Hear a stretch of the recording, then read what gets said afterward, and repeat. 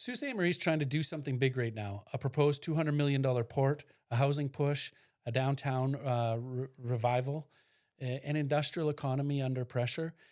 And the city is trying to figure out what the next 5 years are going to look like. And the question that a lot of people are saying, is there a real plan behind it, or is it just hope? Today, we are very lucky to be joined by Mathew Shoemaker, mayor of Sault Ste. Marie. And some people leave small communities or they leave small cities to go and prove something. Others stay and decide to build something instead. Today, we are lucky that our guest has decided to stay, and his choice was to build. So here in Sault Ste. Marie, Mathew is the son of two immigrants who came to the city looking for an opportunity and found it.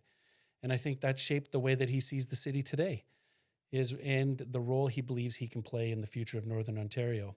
He earned his law degree from this University of Ottawa, and then later completed his Master of Law at Osgoode.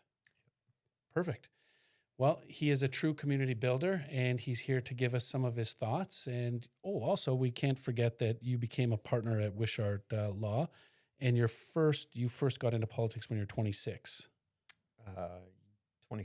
I think I was elected for the first time around 25, and by the time I was inaugurated, I was either 25 or 26. Okay, excellent. So one term as a council? Two terms council, and then... This is my first term as mayor. First term to mayor. Well, it couldn't be a more trying time for the city with all of the uncertainty and the transition points that we're facing. Again, like the port, housing expansion, downtown revitalization, and the industrial economy transition, we'll call it. Thank you for coming on to Connected North. I'm Brad Gregorini, joined by Steve. How you doing? How's your day going today so far? Thank you. So far, so good. So good, yeah. Yeah, I've been in the Soo for most of my life too, and I was out for about 5 years in Toronto and doing that. Traveled a lot, but now I'm in the Soo and I'm really pushing the Soo. Let's talk about the port. Let's go right into it and see where it's all about. So, yeah, well, the port. So since 1954, they've been discussing a port in the community, and Skipper Manzuti, who was the famed ship's captain from Sault Ste. Marie. We've got a number of things named after him in the Soo. Had sailed all over the Great Lakes and saw the potential for a port at that time at Lees Bay, and pushed it through the Chamber of Commerce. He was appointed by the Chamber of Commerce to kind of advance this project. And throughout the years, it ebbed and flowed in its likeliness of happening, or likelihood of happening, I think is probably more accurate.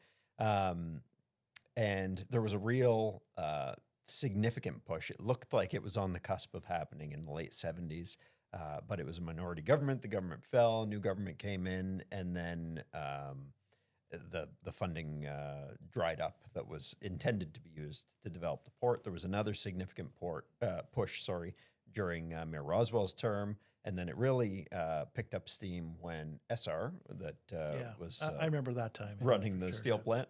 I think we all like to forget that time, or we'd all like to forget that time. But they really did put together a quite a significant port proposal. The problem with that proposal is that it was far too grandiose for what the Soo needs. The Soo needs 2, maybe 3 slips. Okay. And the proposal that they put together was about 15 slips. And so what we're now trying to do is take some of the good data that they had on the potential to increase shipping in the Great Lakes, Northern Ontario region, and try and right-size the project to actually see it through. So who would be the customers for the port? Like, we hear in the news sometimes Algoma, yes, they're in, maybe they're not in. Like, there's a little bit of misconception. So the port proposal is specifically built not to include Algoma Steel's tonnage, because they've got their own slip. They will continue to have their own slip. Okay. And if they need to use the Sault Ste. Marie port, the port of Sault Ste. Marie, when it's developed, because I'm confident it will be, that's the kind of attitude we need. That's the kind of attitude. Even Chino over here, he agrees. He's like, okay, let's get it done. Yeah, for sure.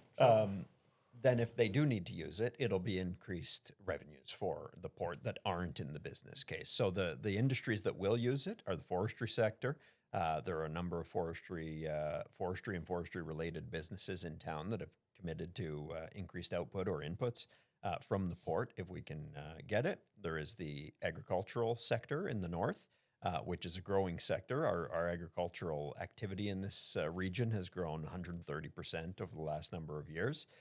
There is the mining sector that obviously is going gangbusters right now with the support that it's getting and the push that it's getting from the feds and province. And that would be not just Sault Ste. Marie mining, because there's very little in our community, but there's mines just north here and prospective mines all the way from Batchewana right to now, the would they James Bay use coast. would they use the other port that's outside of Wawa, or would it be like, do we have to upgrade other infrastructure to accommodate? I think that port's pretty good size now, I think, isn't it? The Wawa, Mishpachot port. Mishpachot is pretty updated. So. I think they've had a lot of investment recently.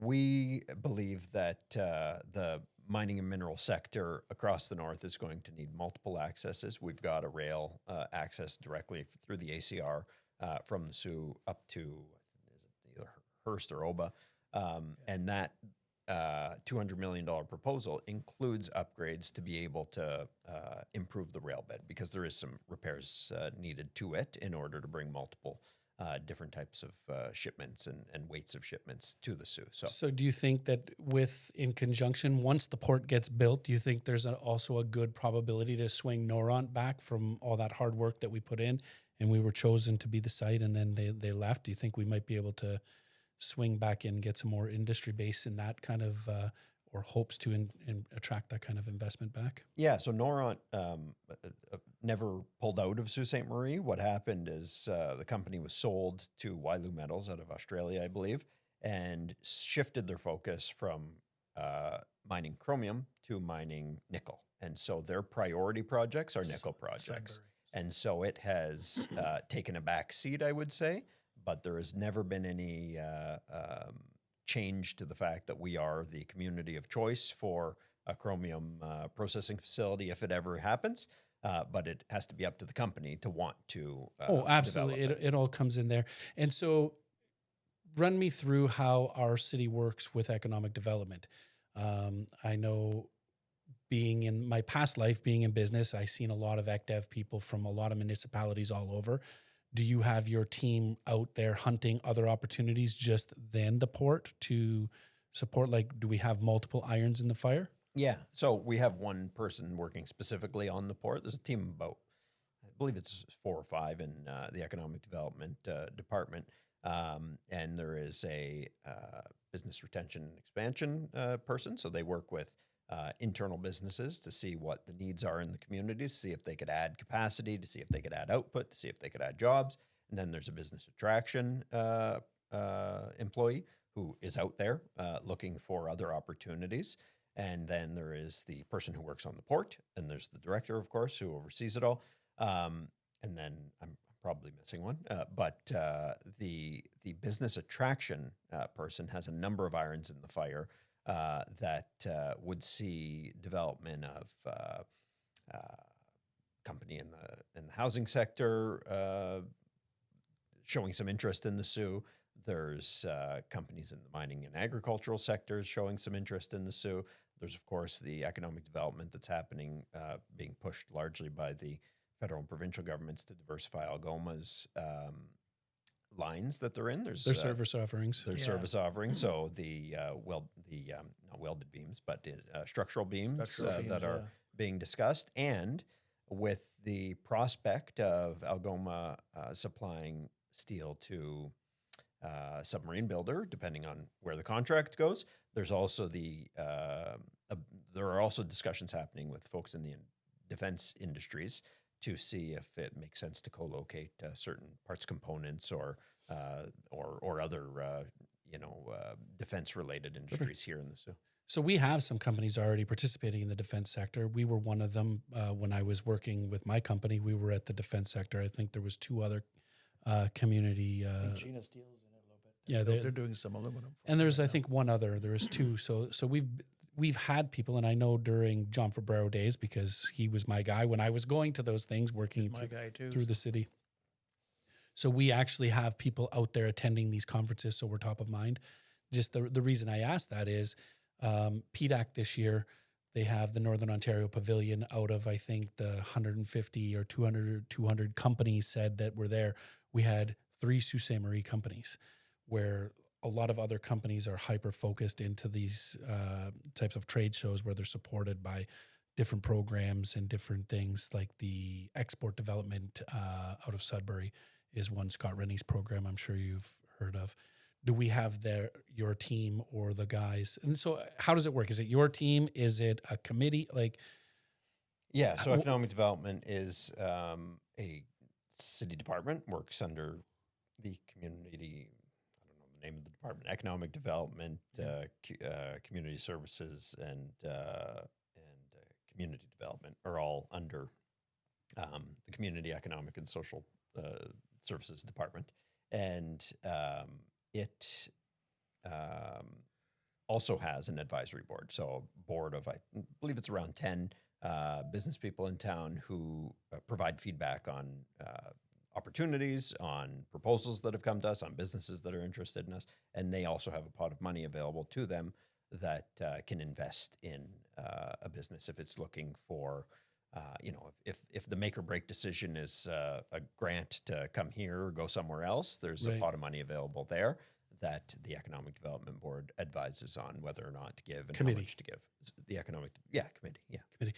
So how does one go about getting on the committee, or who, like, in researching, because I couldn't find who the committee is comprised of or anything. So I asked AI.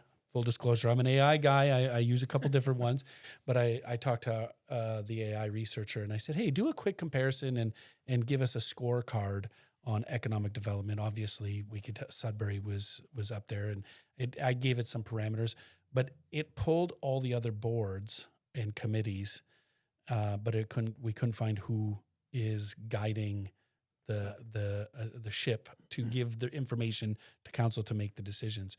Is that something that's just by design, or is it something that the website? Yeah, just website. Maybe a difficult. I don't know, but when I leave here, I'm going to go and make sure that we make that. Yeah, I know a handful of them. I probably couldn't name all 10 of them off the top of my head, but I know Bill Freiberg is on there, former finance director, and there is Rob Brewer, who I think is the chair, who was from our PUC. Sheila Purvis, I believe, is on there until recently, until his passing. Sam Butkovich was on there. And okay, so some I'm community stakeholders and stuff. blank, but well, let me know if you want me on there. I will. I'll jump on to. So there's an election in October. In November, we put out a call for additional board members, and the city, I believe, appoints about half the board, and then the board chooses external applicants for the balance of it. So the city does have some say in who's appointed, but there's also the community of selecting amongst their membership. So that's an awesome segue, I think, Steve? No. An election coming up, we're about 7 months out now, so we're starting to get to that. Yeah. What's your vision for the community? Yeah, what's your vision? Yeah. So really it's, I think, a number of things that I've been working on that I want to ensure get done, and the port is high on the list. I think that presents the opportunity not just for the port itself, which is 790 direct jobs if it comes to even like is capacity. That with even with AI and automation and things like it would these are labor intensive industrial type jobs. Steve Dewars and shipping and logistics. This is Steve Dewars. Yeah. No relation to you. But he worked for me. These are port operational jobs. Transportation, logistics, loading, unloading, and processing, and site security as well, and site maintenance as well. So that would be 796 direct jobs. But there is also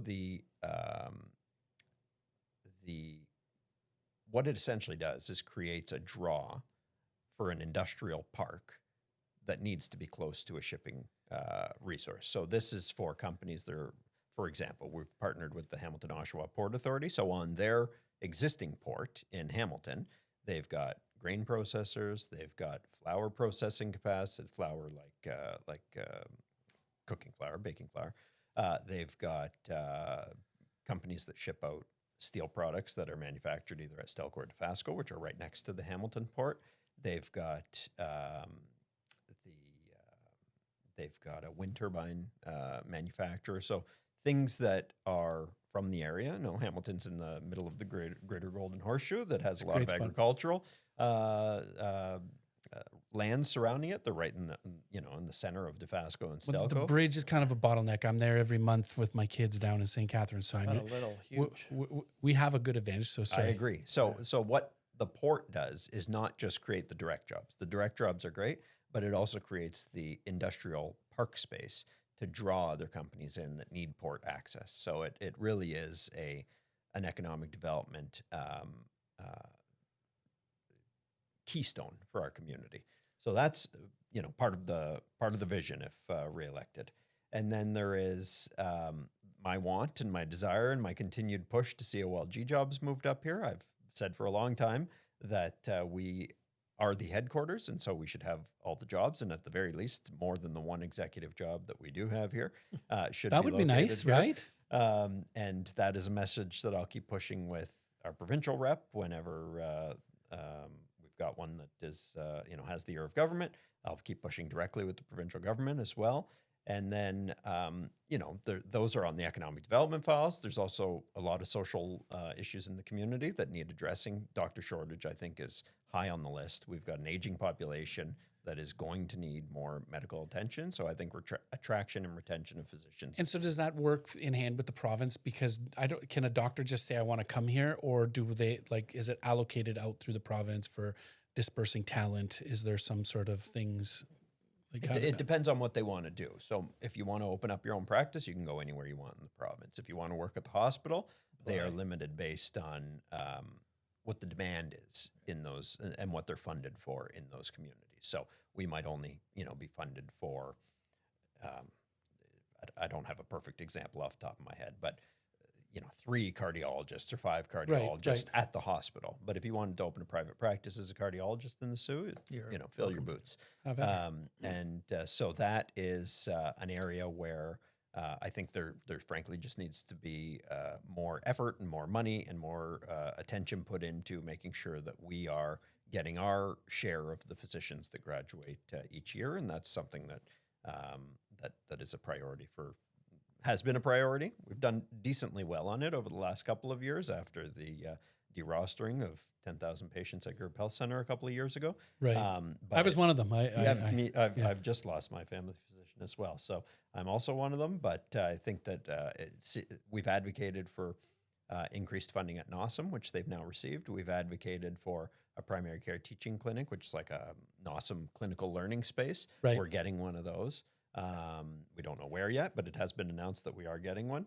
And then looking to make sure that of those students that are here practicing, we're keeping as many as we can. So do we need more community engagement to help support the foundations? Because I think the province funds the operations, but the equipment and everything inside is something that we have to, as a municipality, come together. And if you want a 4K camera instead of a 3K camera, well, I want a 4K if something happens. So it's up to us to engage in the business community to get that. So would you think that the more we can engage, that Thunder Bay Lottery is a beast. So if the more we can create, probably could attract talent because they're working with the best of equipment. I think that could. So our foundation, I'm not on the foundation board, but kind of just through being, proximity to the hospital. I think that they contribute, I want to say it's about $5 million a year to new equipment at the hospital, which is quite significant. That's substantial for sure. Community. But as I understand it, the shortfall of equipment each year is around $10 million. So on top of no, in total. Okay. So about double what's being provided by the foundation. So if we add physician recruitment, that's just equipment. If we add physician recruitment into that equation, it means that less is going to equipment, or we have to raise more money as a foundation to make up for the shortfall in equipment plus the shortfall in physician recruitment. So I think there is a way to square that circle, to crack that nut. Right. But it's something that we've asked our physician recruitment manager to say, what's going on across the province? What are the best communities doing in terms of physician recruitment, and how can we improve on our system? So that's 2. The OLG the port, and physician recruitment. Physician, that's Those where are those are the three things. no, that they're great, Yeah. and you know what? It's exciting to see that there's something, and housing, road, like traffic, that sort of stuff that's going on. I mean, we have some bottlenecks. We want more people. Or is our infrastructure set up for an expansion of infrastructure with a port coming, with that sort of thing? So we have been fairly successful in, it's end of March right now. And I know that the roads are like We're not. This is not a pothole podcast. If you want potholes, go down the road because this is not the worst year I've seen. Well, we're not going to potholes. I was talking to someone the other day who said he doesn't remember every pothole from previous years, but he thinks that this one's the worst year that he's seen. I live on Moss Road, and they fixed mine finally, so it's better. So just for you. No pothole. We're not talking potholes. So the city has applied for, because we have exceeded our housing targets every year for the last 3 years, we've been eligible for a lot of funding to expand infrastructure to be able to develop even more housing. So People's Road is being almost entirely funded by the province because the expansion of the sewer capacity at People's Road, because it also unlocks hundreds of housing developments that are approved but can't build until the sewer infrastructure is bigger. The Sackville extension, almost entirely funded by the province because it unlocks, I think, 300 or 400 additional units that can be built. So that's the type of infrastructure successes that we are going to keep pushing for, but the pots of money are there from the province. We're putting our own money into those projects as well. So we're working. The municipality's working pretty good with the province right now, and the city seems is benefiting, which is a win-win. Very well. That's excellent. So housing can increase. We can see that. I think we're an 1,800 shortfall is what we need. Is the anticipated need? There's a shortfall to 2030, and then a shortfall to 2036. I think altogether it was about 2,600 houses. So going off memory here. So we're not off, but around the calculator out, but around 2,600 additional units we needed, and to get there we needed to develop 280 units a year, something like that, over the course of, I don't know what the time frame was. It was 7 or 9 years or something like that. Right. Yeah. And we've surpassed that every year so far since we began that must be the city's great permitting department. We have heard of the need to. I'll tell you what. We just got a report at council last council meeting that said 97% of permits are resolved within quicker than the mandated statutory time. And in other communities like Toronto, it's like 50% of permits are resolved. A little bit different comparison. So different comparison. We're comparing apples and oranges now. But I there is Take it though. There is no area where I hear from residents more. Other than seasonally, you hear about snowbanks and potholes, but there is no area where I consistently hear more from residents about then making sure that the permitting flows as efficiently as possible. And it's true. It needs to happen in order to meet those targets. So. Well, no, it's exciting. I had just before our 20 feet of snow arrived, a friend of mine from down in Toronto came up, and he's a private equity guy. He owns his own hedge fund. He's like, "What the heck is going on here? You got a lot of building going on." So, and then it sparked me to start looking around. I'm like, "Well, what?" Because if you're in it all the time, you don't really notice like, "Oh, there's a lot of building happening." So it's that is keeping pace. So that's kudos. A lot of bigger buildings, which is nice to see. So yeah, we growing up here, you guys grew up here too. Never really saw the type of multi-unit development, right? Everything that was developed was a residential neighborhood or expansion of an existing street, but never really saw the multi-residential that we've seen in the last 5 or 6 years, really starting with the Legion. I'm still waiting for a great condo building like I see down in St. Catharines, the ceiling to floor glass. We have a great waterfront. I think it'd be a great use for when the hospitals go down. For maybe. that. I was just going to say the vision when we did the hospital deal was to see that place redeveloped and start making the city money. So, we don't dictate what the architecture looks like of these buildings, but what we can be sure of is that whoever's going to want to end up developing that property is going to want to take advantage of the view there. So you touched on briefly with Toronto. My idea, you could take this if you want, put it in your pocket when you're talking to the province and the feds. I believe we need a high-speed rail bookend Sault Ste. Marie, stop in Barrie, and down at Toronto. Off the ground, not on the ground, like for the carbon to greens, because it's a win-win. They have too many people. We have space and affordable space. And I think to your push on the OLG thing, if you can get on a consistent train, because trains can run rain, snow, doesn't matter if it's a blizzard, they go, especially the bullet ones that are off the ground, we could actually turn the fortunes of our city. And then with all the exciting industrial things that could come on into play, I mean, there is a reason I liked the video that the city put out about explaining what Sault Ste. Marie and its traditional lands of the trade and the rapids and why it was there. We need to make it that again. Even Chino was like, hey, man, this is what we need to do. That's the thing is, how do you draw in private money? That's a big task, I would say. So yeah, well, I think you have to have the opportunities beyond what have been here historically, right? So you have to know that if you're going to invest in the Soo, that there is not just going to be layoffs, for example, and your whole business plan gets turned upside down, right? And the 20-foot snowbanks, sure. I mean, next year, none. That's right. We're going to heat all the streets and sidewalks since that was so popular. But we really have to have predictability of economic diversification. That's where investment is going to come, where it knows that there's opportunity, not just in one industry, but across a number of sectors. And that's where you'll get I think we have a lot of smaller jobs. We don't have that big job because the steel plant is one of the bigger ones, and we have the tube mill and all that stuff, but we still need that bigger money people to draw the place in. So then everybody else comes with it, you know. The women do not like shopping in Sault Ste. Marie.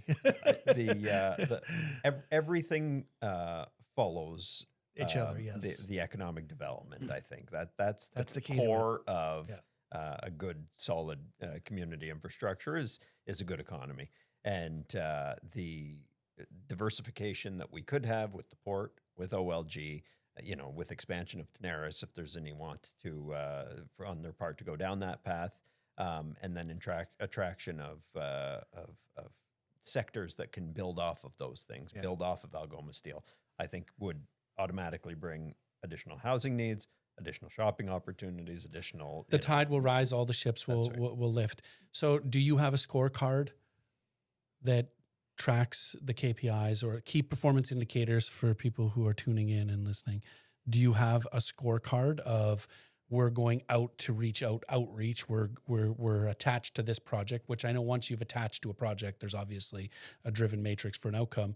But I guess, what is the KPIs? I think we're going to wrap up very shortly. So your thoughts on the KPIs, or is there a dashboard that attracts, and how do we measure up against other municipalities? I mean, the North, I want to see win as a whole, but obviously I want, us to be spearheading the win. Right. Yeah. No, I think when, I get along very well with the folks in Sudbury and Timmins and North Paul's Bay, good, and I want them to succeed, and they want us to succeed. But we, are first and foremost working on Sault Ste. Marie. We're all on the same team, but we have to get drafted to the team. That's right. That's right. So they do provide us a KPI report at least once, I think multiple times a year, that shows what the number of businesses that they've worked with, number of NOHFC applications that they've helped fill out, whatever it is, the number that they've attracted. We just had one, actually, the amount of industrial land that's been sold in the community, the purpose of that land, what the jobs created from that land was. We had an industrial park on Yates Avenue that was, 90 acres or something like that. There's only 4 acres left. Our previous guest told us all about it. So it's been a great success in bringing in additional tax revenue, putting conditions on a number of property sales that required job outcomes as a result of it. And that's where we sold a large piece of property to Protexa that's going to be developing a data servicing center. Yes, our friend Chief Jason Gauthier was in explaining that the one work of the partners in that. It was going to Timmins, and he's like, no, he's coming here. Yeah, you're coming here. It's great to hear. So. Yeah, we worked extremely closely with Missinaibi Cree on that project through the city's economic development department, and the partnership benefits everyone. And I think that there's a 2-year time frame within which they have to be built, a 1-year time frame, as I understand it. I'm going off memory. Within which they have to apply to start their building. Right. So we're coming up in the next 6 months or so. So there's exciting things happening, right? And obviously you're running for re-election. Yep. So that's great that we have stuff in the pipeline. It's not just a hope that's out there. So that's probably the exciting thing. I think that getting everyone aligned from a great communication plan to inform everyone where the economic development is spearheading, because you said it yourself, if it's the leading indicator of the growth of where the community is going to go, having that out there that's easily seen, who's on the board, who's giving the thing, the input and getting input. So that way then we all have community buy-in, because there's probably people that aren't on the committee that are out running their companies and they don't, well, what's your city doing? I have no idea. So let's work with that. Last words, Steve, and then Matt, you can wrap up and close us off, and we look forward to having you back closer to... No, it was a great meeting. I appreciate all that you said. I mean, when I first heard the port, I thought, okay, here we go. Here we go. And another pipe dream. So I started researching it too and watching and what you're saying does make some sense. I agree with that. So I'm hoping it goes your way, or goes Sault Ste. Marie way, I guess you would say. Way, yeah. And that might be a starting of something new again. So yeah, I think if we're ending on the port note, I'll say that 1954 is a long time ago. It is, 72 years that this project hasn't come to fruition. So I don't, I don't blame people for being skeptical of it. But we took a business plan that could have seen a much larger port developed, right-sized it for our community's actual needs, right-sized it for the types of industry we've got here and any growth, and right-sized it, frankly, for the Canadian, more recently, for the Canadian trade dispute with the U.S. So any growth that could happen in local industry, any growth that could happen in cross-border industry, the once timing that is perfect for that. improves, which it will, is just going to add to the economics of the port. And that's why I think we are in a better spot than ever to see this come to fruition. And it would be nice to see the port, nice to see the steel plant start building their... No, instead of just making steel, making the product they used to make, and then bring it back again. So that'd be huge. So it's a win-win. So it's a win-win, I think. Yeah. Again, thank you for coming to Connected North. Mayor Mathew Shoemaker, we look forward to seeing your run. Good luck. We'll have you back on closer to, we can go through some other thoughts and articulate where you're going to keep driving. Good luck in the upcoming campaigning, I guess. That'll probably start soon, I would imagine. And probably already going now. No, not until May 1st at the very earliest. At the very earliest. At the very earliest. But it's good to get your messaging out. So thank you. Thank you for all you do. It's a selfless act to get into office. So we appreciate what you're doing. Thank you for the new podcast, and good luck with it. Cheers. Thanks. Make sure you share it out there. That's the key, getting the message out there. For sure. And then you can also tell the city staff they're more than welcome to come down and use it too. That's what we're here for.